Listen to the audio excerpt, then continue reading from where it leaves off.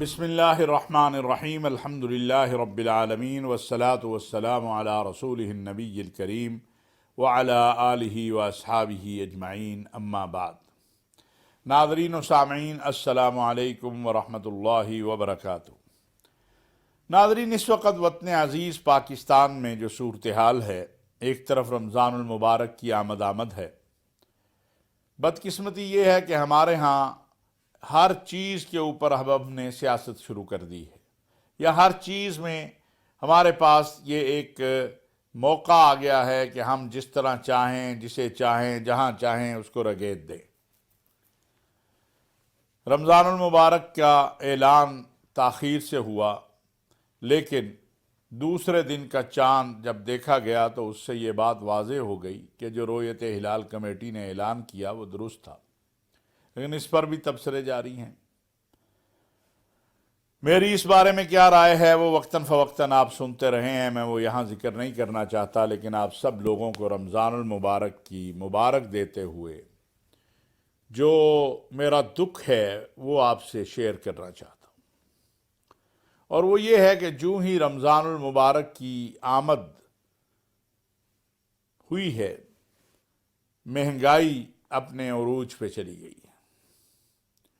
یہ ہمارے ذخیرہ اندوز اور ہمارے جو تاجر بھائی ہیں یا ناجائز منافع خوری کرنے والے ہیں، ان کو اللہ کا خوف کرنا چاہیے۔ روزہ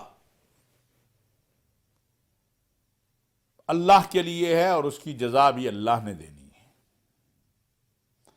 اب عام ذخیرہ اندوز کے لیے بھی سخت وعیدیں ہیں، جو روز مرہ کی اشیاء لوگوں کی پہنچ اور دسترس سے باہر کر دے اپنے ناجائز منافع کے لیے، اس کے لیے بھی بڑی سخت وعیدیں ہمارے آقا سید الانبیاء حضرت محمد مصطفیٰ صلی اللہ علیہ وسلم نے بتائی ہیں۔ چہ جائے کہ رمضان المبارک کی آمد پہ اس طرح ہو، تو ذرا سوچئے کہ جس مالک کے لیے روزہ رکھا جاتا ہے، جب اس مالک کے بندے پہ جو روزہ رکھنا چاہتا ہے آپ مشکلات پیدا کریں گے، تو پھر آپ کے لیے تو آسانی نہیں آئے گی نا، آپ کے لیے بھی مشکلات آئیں گی۔ آپ جتنا بھی جمع کر لیں، کوئی بیماری آ جائے گی، کچھ اور ہو جائے گا، اور وہ سارا اس میں چلا جائے گا۔ تو میں سب سے پہلے اپنے تاجروں سے یہ کہنا چاہتا ہوں کہ لوگوں پر رحم کریں۔ ماشاءاللہ ایک بہت اچھی روایت ہم نے دیکھی ہے جو اس سال پاکستان میں، ویسے تو دوسرے ممالک میں پہلے بھی ہے، کہ کچھ بڑے بزنس مین اور کچھ چھوٹے نوجوان، انہوں نے بجائے اس کے کہ وہ بھکاری بنائیں قوم کو، انہوں نے کیا یہ ہے کہ اپنی طرف سے کچھ پیسے ڈال کے نو پرافٹ نو لاس کے اوپر چیزوں کو بیچنا شروع کیا ہے۔ اس کے دو فائدے ہو رہے ہیں۔ ایک تو غریب آدمی بھکاری بننے کی بجائے وہ اپنی عزت نفس کو بحال کرتے ہوئے جا کے چیز خرید رہا ہے،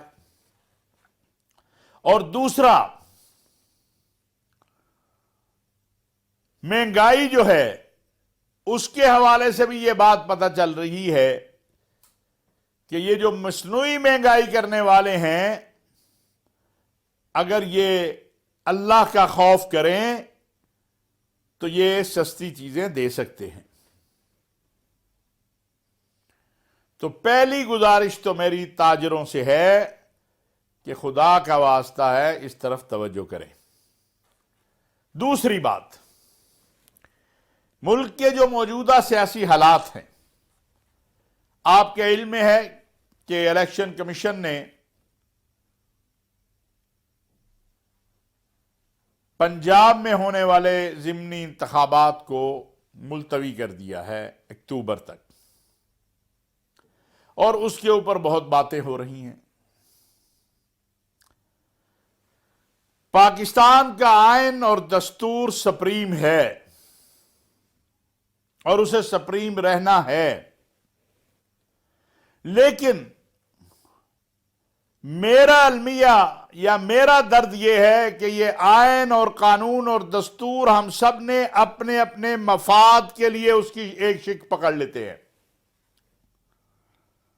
میرا بہت دنوں سے، بلکہ جب سے یہ معاملہ چلا ہے، موقف یہ ہے کہ ہماری سیاسی قیادت کو، مذہبی قیادت کو آپس میں مل بیٹھ کے معاملات کو حل کرنا چاہیے۔ ایک طرف ہم معاشی طور پہ، اقتصادی طور پہ پریشان ہیں، دوسری طرف سیاسی انتشار ہے، ایک دوسرے کو گراتے گراتے ہم کہاں تک چلے جائیں گے اس کا کوئی مستقبل نظر نہیں آ رہا ہے۔ اگر حکومت کی طرف سے مذاکرات کی دعوت دی جاتی ہے تو اس پر شرائط رکھی جاتی ہیں۔ چاہیے تو یہ ہے کہ تحریک انصاف کی قیادت اور حکومت کے ذمہ داران آپس میں بیٹھ جائیں اور کوئی ایسی تاریخ طے کر لیں کہ جس میں صوبائی اور قومی اسمبلی دونوں کے انتخابات ایک ہی دن میں ہو جائے۔ کیوں؟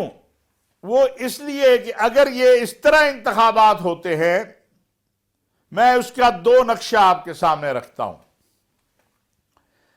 اگر عمران خان صاحب کی جماعت ہار جاتی ہے تو وہ کہیں گے جی مرکز میں بھی ان کی حکومت تھی اور صوبوں میں بھی ان سے نگران حکومتیں جو تھی وہ ان کی تائید یافتہ تھی، یا جس طرح ان کا اعتراض ہے۔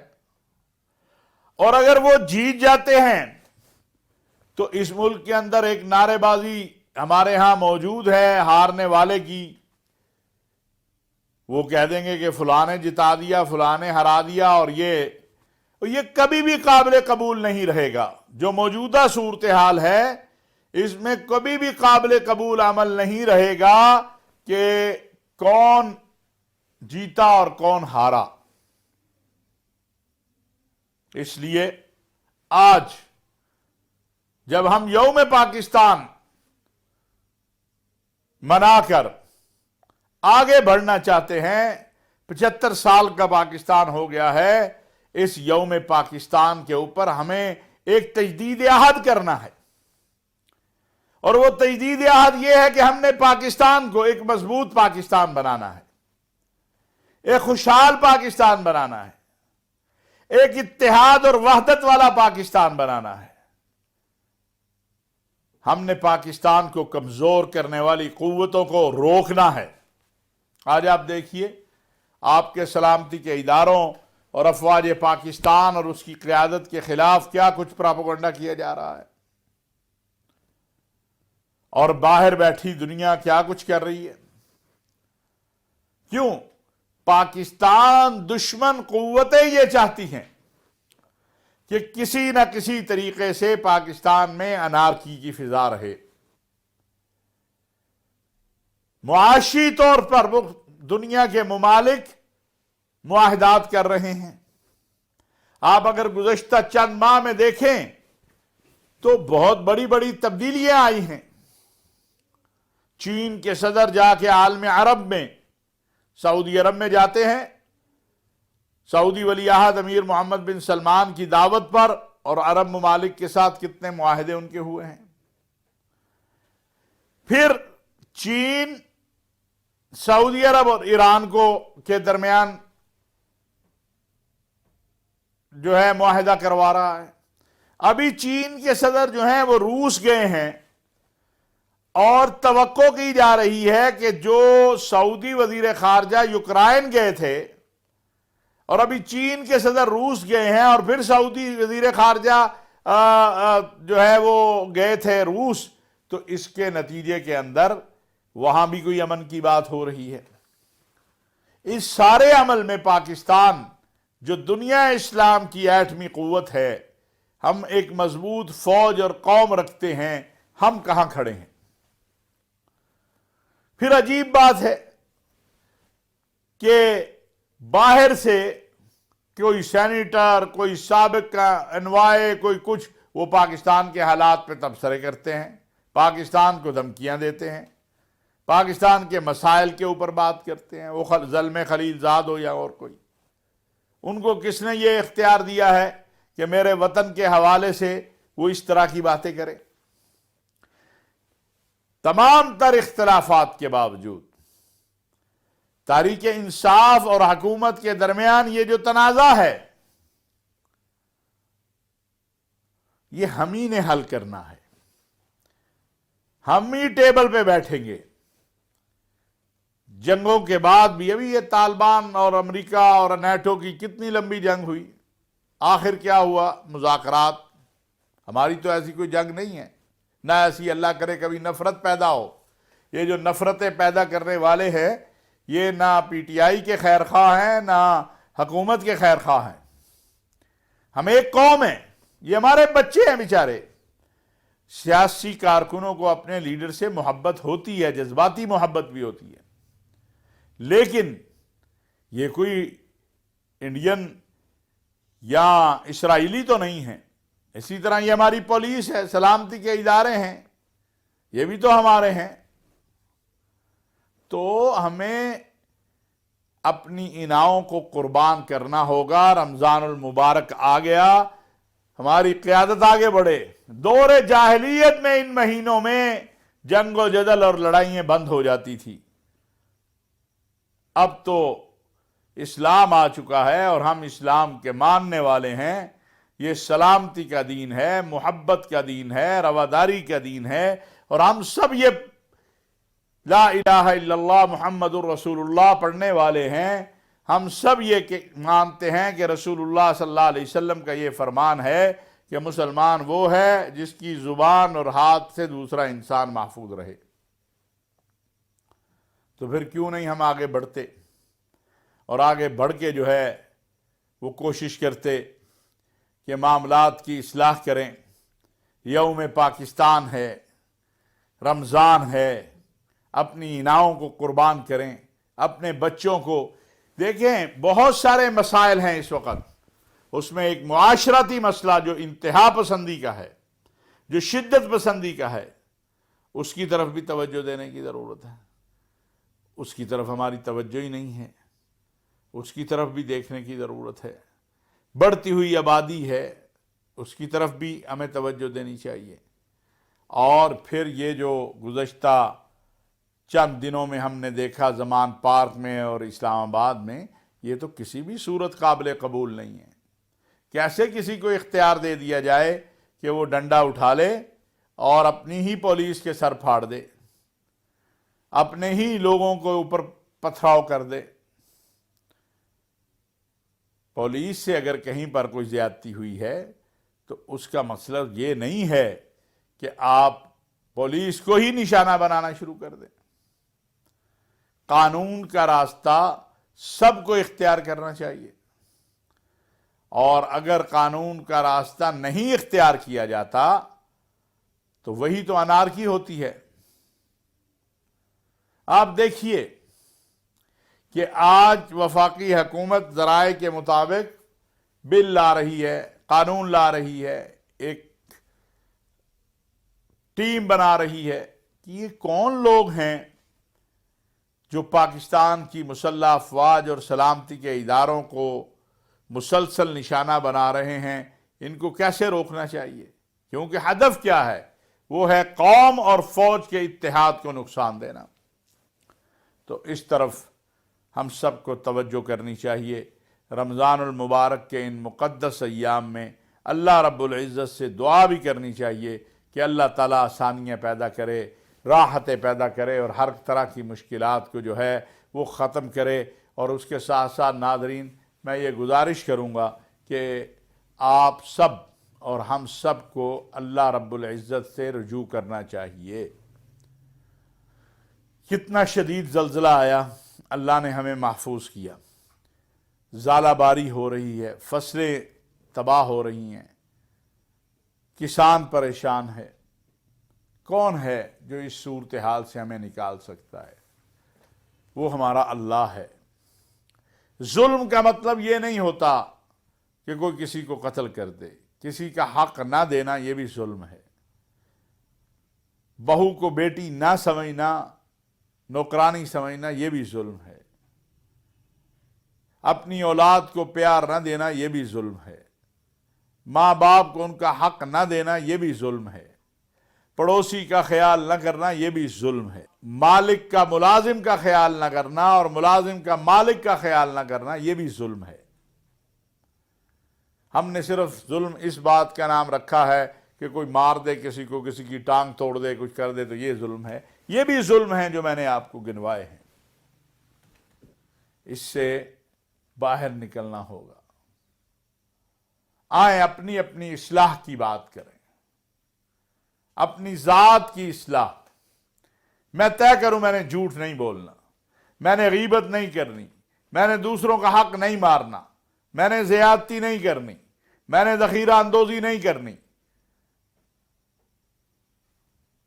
मैंने नाजायज़ मुनाफा नहीं कमाना, मैंने मिलावट नहीं करनी। दुनिया में कहीं नहीं है ऐसा कि आप दूध लेने जाएं और उसकी मिन्नत भी करें, पैसे भी दें और उसे कहें कि यार सही वाला दे दी। जब हम जाके एक दुकान पे देखते हैं कि 3 तरह का दूध पड़ा है, हम क्यों नहीं कहते कि भाई जब मैं पैसे सही दे रहा हूं तो फिर ये 3 तरह के दूध का क्या मतलब है? हम मुतलका अथॉरिटी को क्यों नहीं बताते? क्योंकि हम आदी हो चुके हैं उस जुल्म को बर्दाश्त करने के। और याद रखिए, जब इज्तमाइयत इस तरफ चलती है तो फिर पकड़ भी आ जाती है। अल्लाह ताला हमें महफूज कर दे इसको। इसलिए रमज़ान के दिन हैं, रमज़ान की रातें हैं, मुक़द्दस दिन हैं। आइए मिलकर अपने अल्लाह को राज़ी करने की कोशिश करें। अपने मुलाजमीन, अपने घर वालों, अपने पड़ोसियों, अपने रिश्तेदारों के साथ हुस्न सलूक करें, बजाय इसके कि हम जुल्म करें। और अपने कायदीन से बात करें, हमारे कायदीन भी रहम करें कौम के ऊपर। वो खा इमरान खान साहब हैं, खा बाकी जमातों के लोग हैं, क्यों नहीं बैठ सकते आप?